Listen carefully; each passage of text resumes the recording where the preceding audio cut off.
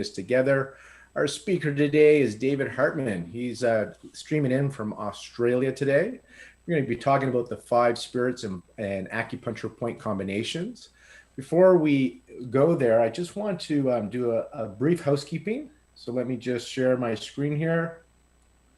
And I want to let you know on the resource page, so if you go to any page or you click on the resources, we're on the resource page now, but you can find it from the home page. And if you scroll down, we have a calendar of events. So this is where you can see what's kind of happening in healthy seminars. We're regularly adding stuff, so do check back at least once a week, because a lot of the free content, we kind of just add a week or two before. So please do check that out. And you can see what we've done previously by going here, or you can see what's coming up in the future months. But here's what's for November 2020. Today we have David Hartman, as I mentioned. And I do want to let you know that we have a live webinar this weekend with Randine Lewis, so you can check that out. And then we have a few more free lectures the following week. Our own Sandro Grasso is going to be talking about sticking it to the skeptics. It's a great lecture series he's been doing. On the resource page, if you scroll down, we usually have a little bit more information on the topical webinars. For example, we had on Monday the Way, the Tao from Chaos to Peace with Randine Lewis and Laurie Deschard. And that's where this replay is available until November 27th. So if you miss one of these free lives, they're usually up for about 48 hours, but we're keeping them up during the Thanksgiving sale that we're having until November 27th at least. So the replay is there. And that's where you'll find David Hartman's replays as well, or links to it. So I just want to let you know that David is doing a 3-part series on this, exploring the 5 spirits and how to treat them using specific acupuncture point combinations. So today is the discussion and definition of each of the 5 spirits. Then early December, he's going to do another free webinar explanation of the APC of figure 8 and heaven and earth human. And then he has explanation of the APC of kidney spirit gate and outer balance spirit point. So it's the 3-part series. And these replays will be available for limited time only on this page. So just come back to the resource page, and that's where you'll find what's coming up live. And if there's any replays available, that's where you'll find them as well.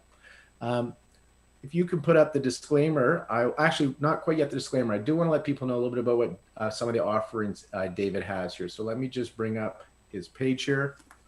Or I think I might have closed it by accident. I did. All right, I'll get that to you guys at the end. I do want to share that David Hartman is the author of The Principles and Practical Application of Acupuncture Point Combination. And I was actually, this series that he's doing for you guys came about because I was skimming through his book and I saw his figure 8 section. And I had just had a conversation with Yvonne Farrell about how she does this affinity loop in some of her 8 extraordinary meridian treatments and the intention of the infinity loop. And she went into discussion on it. So I asked David his idea about the figure 8 and the infinity loop, and he had lots to say written in his book. And rather than him just having this conversation with me, this is kind of how these free webinars happen. I call up a friend, a colleague, I ask a question, and they start to give off incredible information. And then I say, pause. Do you think you could do this for everybody, not just for me? And that's how this happened. So I want to thank David Hartman for putting this lecture together, because it kind of happened because I read his chapter in his book and then wanted to ask him a few questions about it. And here we are talking about the 5 spirits and acupuncture point combination. The time of this filming, we do have our Thanksgiving sale. The American Thanksgiving's happening. So all our recorded on-demand courses are 30% off. And David Hartman has 3 online programs available currently at Healthy Seminars. So his courses are on sale at 30% off that you can check out at healthyseminars.com and just go to his presenter page. The coupon code is Grateful30. And again, you can find this link on the resource page. Sandra, feel free to share our disclaimer, and then we'll get David started on this lecture. Please ask your questions if you like during the chat, or at the end, we can also have you open your microphone if you want to have that conversation with our speaker today, David Hartman. I want to remind you that this is for educational purposes only. This is not medical advice. This should not be interpreted as medical advice because it's not intended to be medical advice. This is for educational purposes only. So if you do have a health condition, please do seek out a healthcare provider. Again, This is for educational purposes only. Thank you. All right, we can stop sharing this screen. And David, if you're ready, you can bring up your PowerPoint. David Hartman is an acupuncture practitioner. He practices in the big country of Australia. Over 20 years of experience. He's a lecturer, as I mentioned. He has a few courses on healthy seminars on using point combinations for mental emotional issues. He's got one on the extraordinary meridians for mental health issues, as well as one on fertility and emotional health issues. And he speaks around the globe, and he also is published. And so I'm very excited to have my colleague and my friend David Hartman offer this lecture for me and for all my peers, friends, and colleagues tuning in today. David, it's all yours. Take it away, please. Thank you very much, Lorne. Thank you, Healthy Seminars. It's another great opportunity to get some free content, certainly in the short term, out there to people. It's a very quick snapshot. The reality is, if you really looked at the 5 spirits properly, you'd probably be wondering how on earth I'm supposed to be able to get through all of that in 30 minutes. So if you want more content, there is a much bigger section in my book, and there's also a full 10-hour recording on 5 spirits and mental health, emotions with Healthy Seminars available. But basically, as Lorne pointed out, it came about kind of almost by accident, these initial free recordings. And when I thought about it, I initially went, well, I don't think I can talk about it that quickly. But the reality is that when I talk to my students, it's actually quite common for me to summarize the 5 spirits in a couple of minutes because you're forced to. So today we've got a little bit longer. I anticipate this will probably be about 30, 40 odd minutes that we'll be presenting. And as I said, just a quick snapshot on the 5 spirits. So I'm just going to quickly show you a quote that was one of the first places that we got a reference to the 5 spirits, and it was from the Classic of Difficulties. And it says here that the viscera, which were the yin organs, store and are the abode of a person's spirit chi. Liver stores the hun, the lungs store the po, the heart stores the spirit or shen, the spleen stores ideas and intelligence, and the kidneys store the essence and will.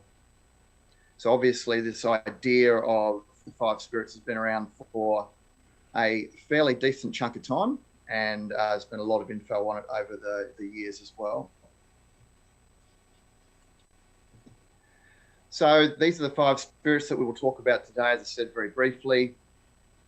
And then when we get to part 2, I'm going to do the figure 8 point combo in reference to the 5 spirits, the heaven, earth, human, Tien, Di, Ren combo. But I also decided I was going to put in some combinations as well for the hun and for the shen.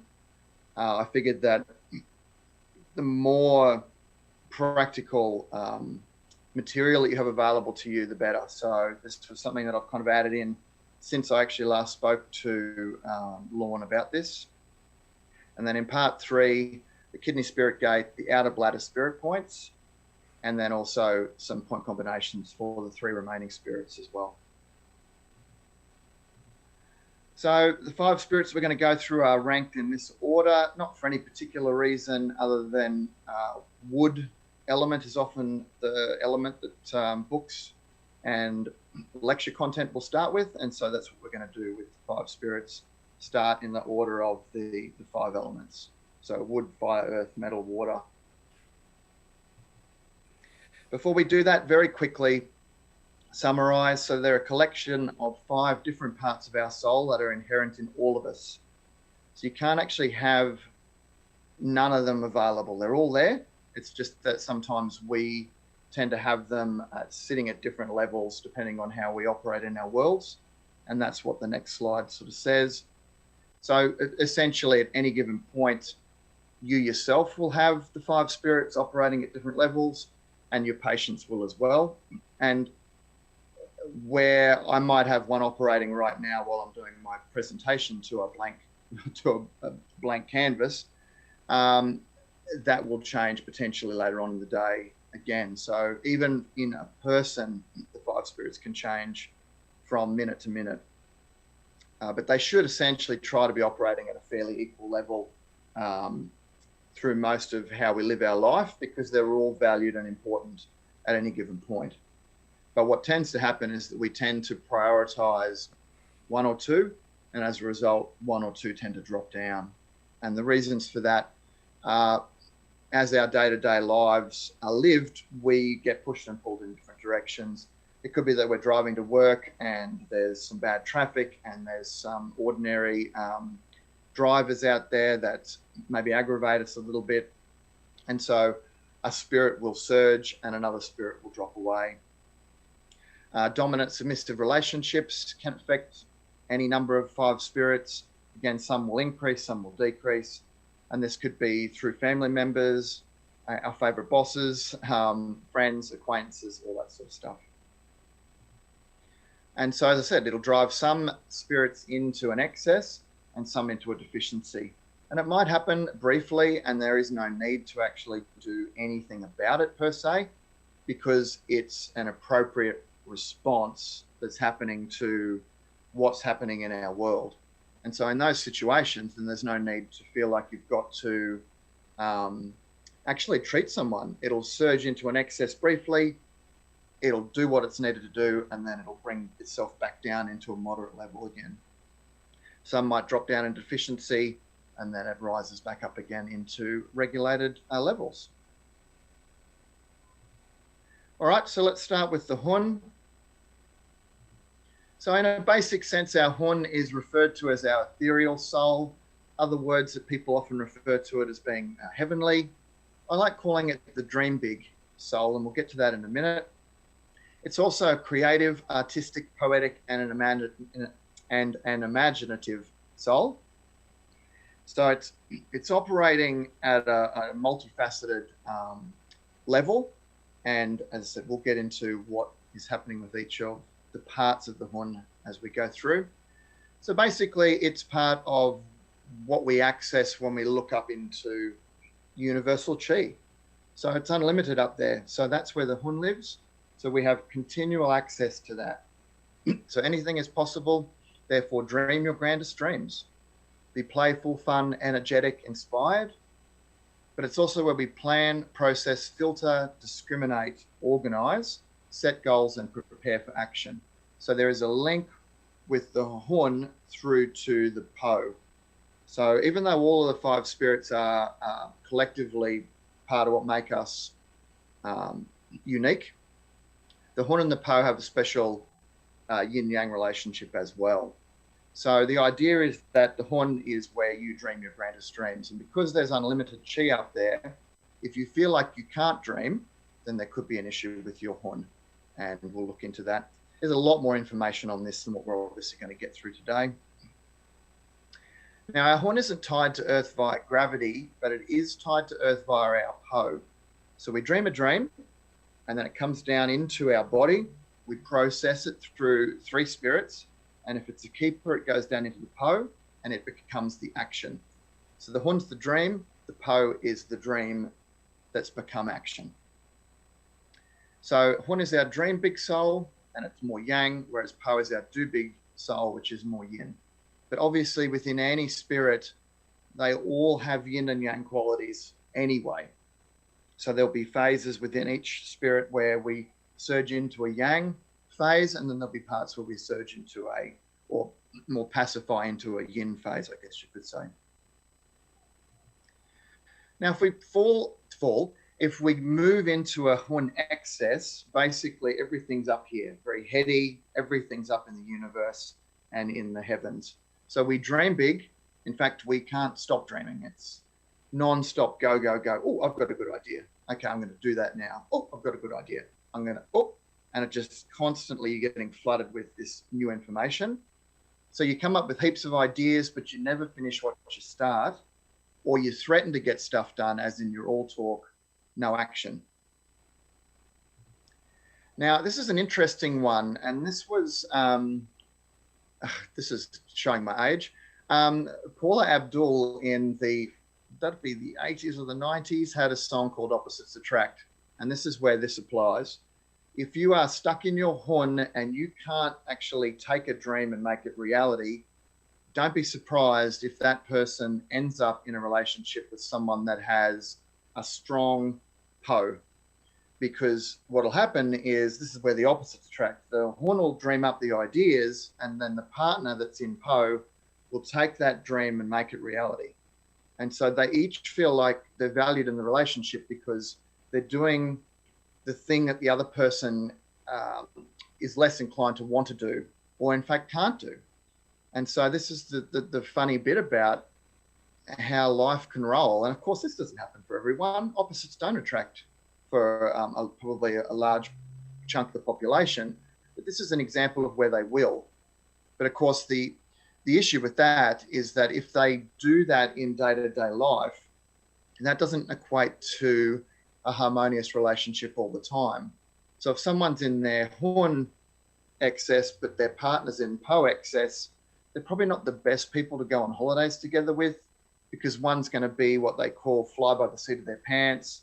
They'll decide what they're going to do on any given day at that time, at that moment, whereas the person that's in their Po will have everything planned out. They'll have lists, they'll have structure, formatting. And so where one just wants to go, let's just do whatever, the other will be like, oh no, it's 9 o'clock, we need to be here. And then lunchtime, we need to be here. So it's a bit of a funny situation where the relationship will work really well, but there'll be areas where it'll fall apart as well.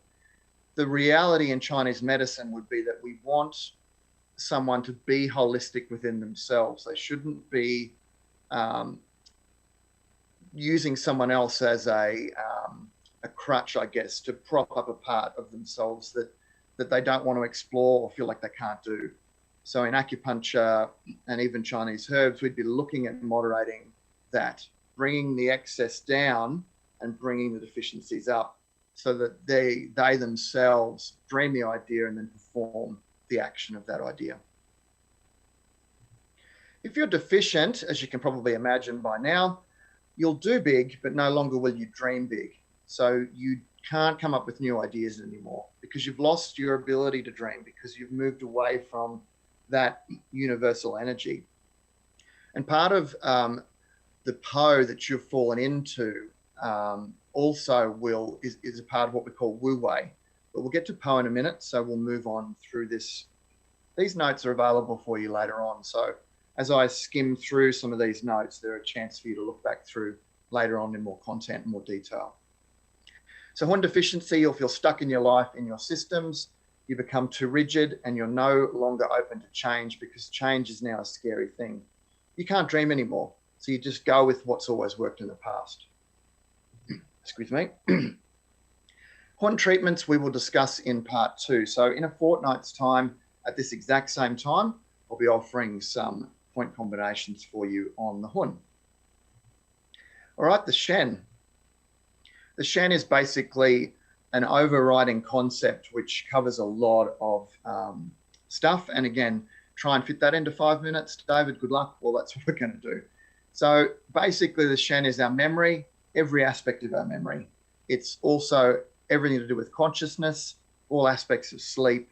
It's all of your emotions, and it's all of the 5 spirits working together holistically.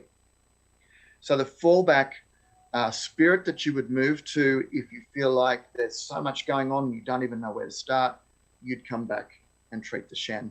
And then as a result of the Shen regulating, it will send energy out to the areas that are excess and help to bring them down, and the ones that are deficient, prop them up. That's the sort of design of what we're looking at there. All right, so next slide. So again, it's a snapshot. So the idea here is a little bit sort of almost ancient Chinese philosophy, which is a lot of where the medicine came from in the first place as well. The idea here is that to some degree, you're actually born to live a certain life, and that's your destiny.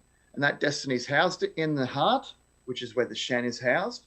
So therefore, if a patient feels they've lost their way or don't even know what their way is to begin with, you treat the Shen. So this would be really good if a patient felt there was no point to life, like there should be more to life, that they weren't living the life they were meant to, or they had no reason for living. So you can see the possibilities of what um, Chinese medicine can do for people. We can change their lives. We really can. This is what fascinates me, and this is why I have such a special interest in treating emotions and Shen-based disorders. The number of people I've seen where their lives have completely changed, their personalities have changed for the better. So if this is something that's happening, you might look at treating the Shen. And again, part 2 has more info on the Shen, and there's plenty of books out there, including mine, that have more information on how you would treat the Shen. Philosophically, Mencius, who was an ancient Confucian scholar, suggested that when a person loses their heart, they lose their sense of purpose, destiny, and their connection to heaven, or Tien. And as a result, he or she fills that space with desires coming from earth, which is more your worldly sensory attraction. So you move away from the way that you're supposed to be living your life, and you move into this more concept of me, I, take, which takes you away from your purpose, your destiny. And bearing in mind, of course, is that pretty much philosophically across the centuries, the Chinese very much viewed you not being a singular, that you are part of a bigger picture, that one in, all in a sense. So this idea that if it's just you've moved away from the way that the world should be operating, and that is more sharing, more loving, more nurturing to yourself and to other people. So basically, if you go into a Shen excess, there's pretty much 2 different ways that you can swing. One is the harmless life of the party, and the other one is the dangerous, manic, psychotic. So the harmless, funny, engaging, energetic, they're loud, they're extroverted, they're keen to ensure everyone has fun. They're having fun, they want everyone to have fun. They probably laugh a little bit too loudly. They probably laugh at things that aren't necessarily all that funny, and they'll do this big ha, and then maybe whack you on the back and good one, mate. And they'll probably be really huggy, touchy-feely, maybe not during COVID, but that sort of idea. Dangerous, though, they tilt more into this, I guess, foggy stuff that aggravates their senses. So their senses aren't operating the way they're supposed to. So they become more aggressive, psychotic, and have a sensory perception issue as a result of that. So they see things that didn't happen, hear things that weren't said, smell things that aren't there, that type of thing. So obviously you would treat them differently. If you're Shen deficient, you'll be quiet, withdrawn. Chances are you used to be energetic, you used to be excitable, and that you enjoyed life. And so you've moved into an area that you don't want to be in and you want to get out. So if they show up at your clinic, they're actively wanting to improve. So as a result, they should be a patient that is will really help themselves to get better. And that's exciting because they're in it just as much as you are. So some patients obviously don't really want to get better, or they want you to do everything. A Shen deficient person that used to know what a balanced Shen felt like, they'll be very, very active in their recovery. All right, so Shen treatments will be discussed more in part 2. All right, the next one is Yi, and it is your thought, intellect, and that's post-heaven, but some pre-heaven. There's more information on that in my book, but essentially pre-heaven intellect is knowledge that you've got from your ancestors. So it's stuff you already know without having ever thought you'd learnt it. And post-heaven is what you learn using your senses out in the world, and you learn that the sky is blue, for example. The Yi is also intent, memory, ideas. It's associated with studying, focusing, and concentrating, and it's also involved with your integrity. So it gives us the ability to study, concentrate, memorize, and recall learned facts clearly and accurately. Now, I've got 3 daughters, and their ability to memorize content is just phenomenal. Their ability to remember something that they did years ago is phenomenal. They all dance, and they remember dance moves that they did from 5 years ago, even though they've been dancing since then for another 5 years and learned 5 more years worth of dance moves. Yet you put the song on and they are able to revisit that. And I think what's happened, and I'm not sure if this is right, is that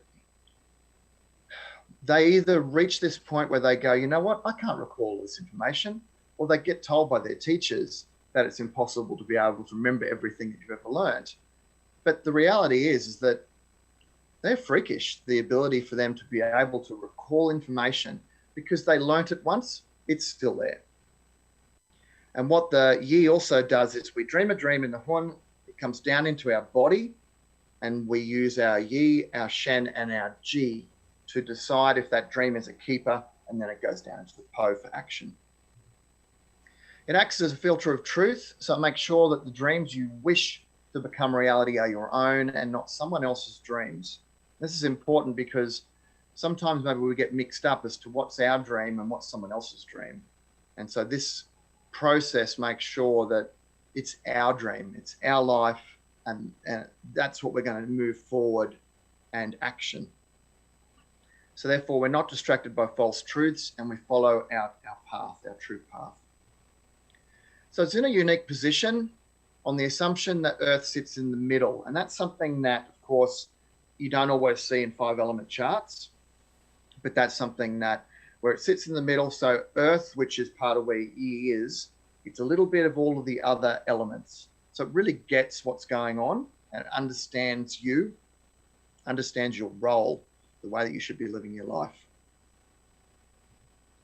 If you go into an excess, you become a person that's overprotective, overbearing, overcrowding. You get up in people's faces too much.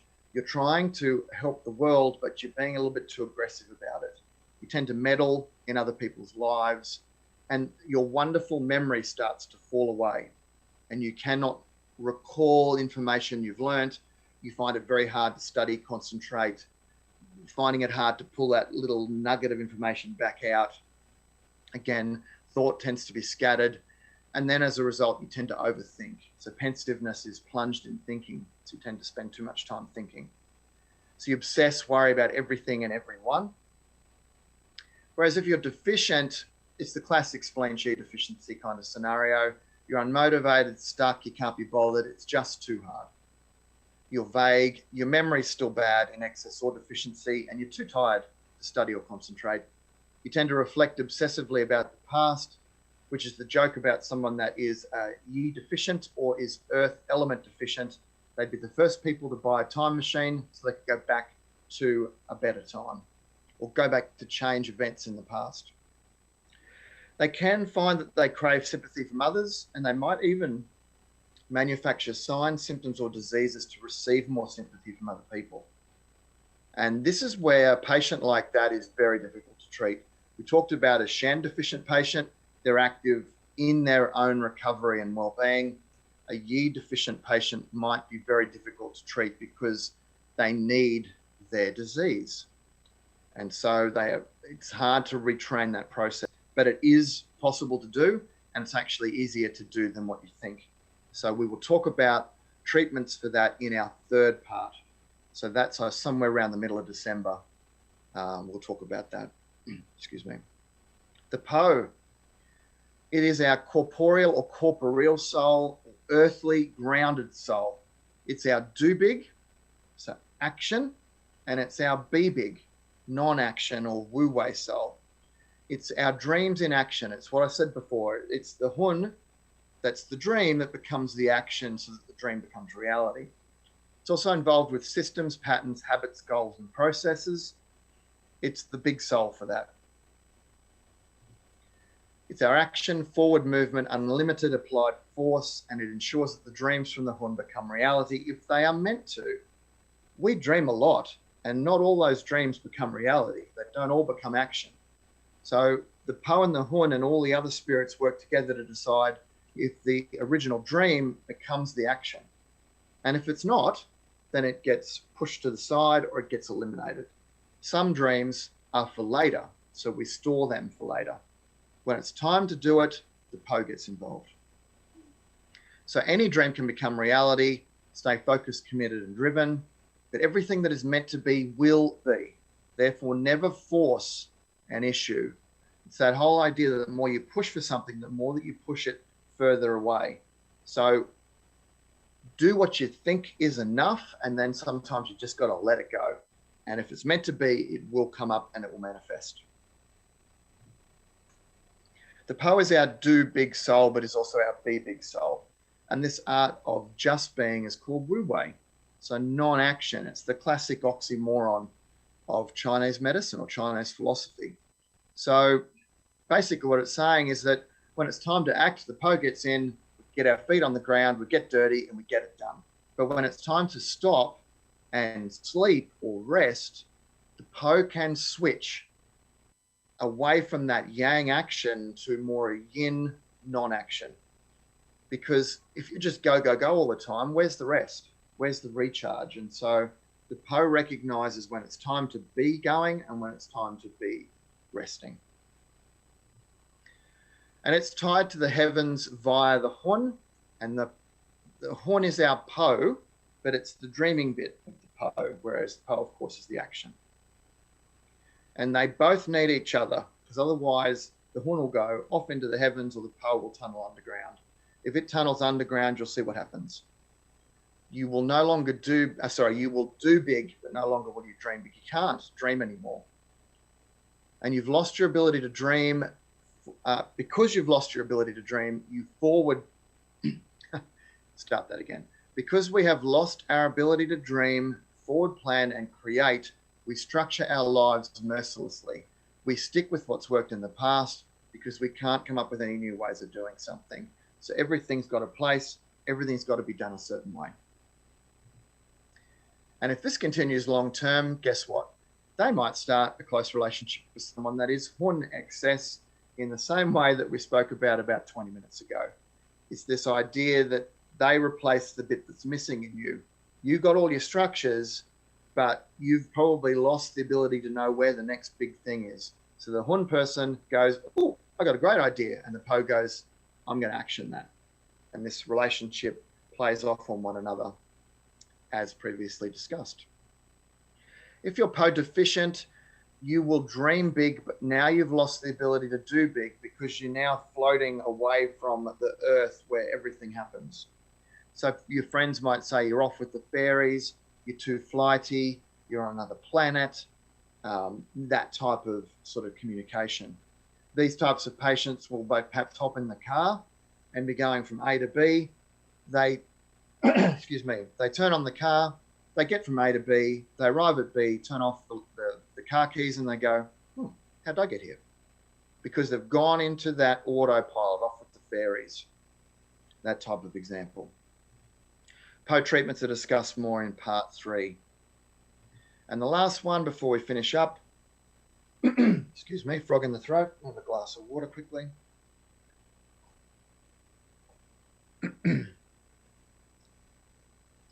So it is G, and I'm sorry about my pronunciation. I've kind of Aussified Pinyin pronunciation, which is pretty uncool, but I'm working on it. So this is our willpower, our pre-heaven intellect, stuff that we know without ever having thought we've learnt it. It's our instinctual power and it's our courage. And it encompasses such things as, I talked about, courage. So it can be tough to take a stand in order to live in your truth. So the G gives you the pluck or mettle to succeed. So you own what you believe in or what you think is right. It fortifies you, it keeps you committed and focused to stay the right and proper course. It gives you strength. It gives you the power to say no to people and to feel good about those decisions. There's so many people out there that are people pleasers for any number of different reasons. And whilst that's lovely to some degree, selfish is a word that is just such a negative word in terms of what it conjures in I guess, the greater population. But the reality is that we have to be selfish sometimes. And that's okay. And so if someone's a people pleaser all the time, they have to know sometimes when it's okay to say no. It's okay to say no, prop yourself up so that you're better, stronger, bigger, so that when you go back out into the world to people please again, because that's what you consider important, you're stronger, you're better fortified for that. It also involves your truth, so it allows you to stand in that. You can't be bullied, threatened, pressured, or convinced to change your mind. It's housed in the kidneys, and it gives us access to our fight, flight, freeze, so that each of those will apply when it's appropriate. So when it's important to run, that's the bit that gets triggered. When it's important to freeze, fight, you navigate that space and you do what's exactly right at that point. So that really helps with things like phobias, panic attacks, anxiety, all those types of things where we tend to move into the wrong fight, flight, freeze. So it puts us into the right one or moderates that process so it's not so extreme. And so it's basically ensuring that there are no phobias. Yes, we should actually be fearful from time to time because at any given point, that might be the appropriate response. Like all emotions, we navigate those emotions as they're relevant to us, but not that we get stuck in them for any great length of time. If you go into excess, it's critical, cynical, blunt, unforgiving. They don't share anything. They're very cagey, suspicious of everyone and everything. But then, unfortunately, they also become forgetful, fussy, precious, and trivial. So there's a fair bit going on there. And so we're looking at, obviously, in part 3, how you'd look at treating that. If they're deficient, you probably never see them. They lock themselves away from the world. They get discouraged and distracted from a task, so they give up before they complete a task. When your G is balanced, you complete tasks. You get a real rush out of it, so you want to do another one. It's a good feeling. You tend to be more what they call soft or spineless, and you become more dull, dim-witted, forgetful. And again, we look at that more in detail in part 3. So that's basically it. As I said, very short snapshot. We've done pretty well with time. They're my 2 books. They are available. It's hard to give links because there's so many people from all over the world that are looking at my content, but the principles and practical application of Acupuncture Point Combinations is Singing Dragon. So if you Google Singing Dragon, you'll find, and then go to the search engine, you'll find type my name and you'll get that up. And the Acupoint Dictionary is through Elsevier, Churchill Livingston. Additional info, I have a webinar series, as pointed out, on healthy seminars. We've shown you how to access that. Facebook, that's the best one to find me at, and that's the one that gives you information about what I'm doing, what's upcoming, where I'm going to be at when the world opens up again. If you want to email me, please feel free to do so about anything in particular to do with the slides. Maybe you have some questions that I don't get to answer. I've got a blog that I put info up on from time to time. That's the link for that as well. Don't actually have a website yet, but we're on it. It's going to happen. And then there's lots of references that I use as well, which are all listed there. If at some point you are going through the slides and want to find out where I get that from. So that's it. If you do have any questions, now's the time. I want to thank you, though, for attending today. Some of you have some pretty wild times that you're watching this in. So thank you very much for that. And hopefully we'll see you again in a couple of weeks, part 2. And yeah, if you've got any questions, please let me know. Thank you very much, David. I really appreciate this. I want to remind you guys a few things. One is, as David mentioned, he has some courses available for CPD CUs on healthy seminars. If you're watching this and it's before November 27, 2020, or by November 27, 2020, you can use the coupon Grateful30 and save 30% off of that. And then I was just remembered as I went to your page, David created another talk on Acupuncture Point Combinations, a little over an hour, and it's available for a limited time as well on his presenter page. So if you go to the presenter page on healthy seminars, you can watch this 1 hour talk as well, a little over an hour. So excellent information. And then, as I mentioned, he has some courses there. A few people asked about the replay. The replay is going to be available on the resource page, and that will be available. Just scroll down and you'll find it, or find links to it, so you can watch the replay. A limited time as well. Our plan is November 27th. we have hundreds of hours of these free webinars that we've done over the years, especially since the beginning of 2020 with COVID. And we're working on creating a library, and we'll let you know that we hope to put all these recorded replays in a library to make it available to people if they want. And then, as David said, you can register for his upcoming talks, part 2 and part 3, where he gets into the point combinations, acupuncture, APC's acupuncture point combinations related to the 5 spirits. And before we get to say our goodbyes and thank yous and send our love to each other, I do want to let you know that Randine Lewis is doing a 11-hour workshop online through Healthy Seminars, a view of laboratory analysis through the lens of Chinese medicine. And then we got Sandra Grassa talking about some acupuncture evidence and more stuff to come. So do check out our resource page. And again, a big thank you to David. Can we open our mics? You guys can unmute yourselves, and let's send David some love. Just send him some gratitude, appreciation for putting together this lecture for us and making it simple and easy. So, and a big thank you to Sandro and Lorianne. They're behind the scenes. I'm the one in front of the scenes, but they actually do most of the work. So this runs smoothly for you and the presenters and myself. So thank you, Sandro. Thank you, Lorianne. Thank you, David. And thank you guys for coming in to join us today. Let's send some good vibes to David before we say goodbye for today. Oh, yeah. Thank you, David. Thank you. Thank you. Thanks so much, David. Thank you. Thank you. Thank a lot, David. Thank you. Thank you, This David. is fantastic. Really Thank you. appreciate it. Bye now. Very kind. Thank you.